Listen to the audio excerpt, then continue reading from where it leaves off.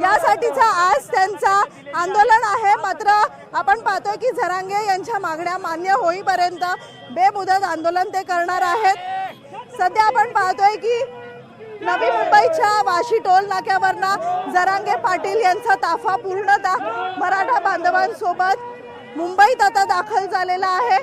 मुंबईत यामुळेच अनेक रस्ते जे आहेत ते बंद ठेवण्यात आलेले आहेत। आपण पाहतोय की मोठ्या प्रमाणात या ठिकाणी पोलीस बंदोबस्त पाहायला मिळतोय। यासह आपण पाहतोय की मराठा बांधवांचा हा मोठा जनसागर जो आहे मुंबईत दाखल झालेला आहे।